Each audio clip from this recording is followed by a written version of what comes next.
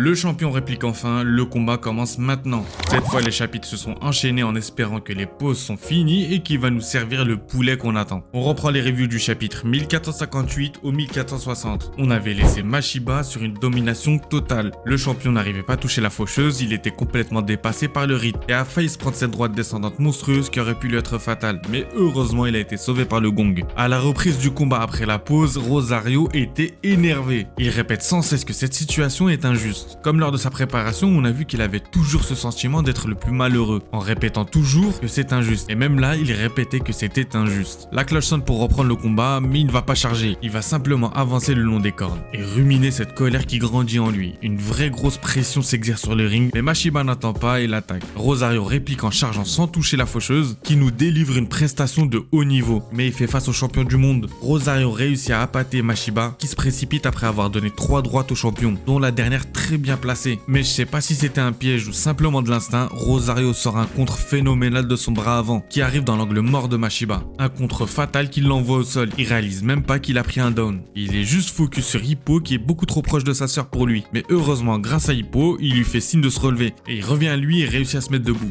Il a été touché, mais sa détermination est intacte. Le vrai combat va commencer. Tout le monde lui dit de récupérer et de s'éloigner. Mais bon, on connaît déjà la suite, il va jeter sur Rosario, c'est sûr. J'ai vraiment bien aimé ce chapitre, je sais pas ce que vous en avez pensé, mais pour moi, la partie où les deux adversaires se jaugent est finie. Là, on va passer aux choses sérieuses et j'ai comme l'impression que les deux boxeurs vont passer en mode instinct et laisser leur bestialité parler. Un autre point que j'ai bien aimé, c'est la petite analyse de Sendo sur Rosario. Malgré qu'il était en train de se faire dominer, Sendo a mis en évidence les points forts de Rosario. Et comme on s'y attendait, je vous l'avais dit dans les reviews précédentes, au moment de l'intro du combat, Rosario a des capacités physiques hors du commun naturel. Sendo a remarqué que celui-ci a des jambes en ressort, ce qui lui permet de beaucoup mieux encaisser. On le voit d'ailleurs à travers les dessins, au moment où il se prend la droite de Mashiba. C'est tout le corps qui absorbe le coup. Ça va être très compliqué de le mettre KO. Comme je vous ai dit, on est qu'au début du vrai combat et il commence à peine à montrer son vrai niveau. Je suis vraiment impatient de voir la suite. Et vous en avez pensé quoi ?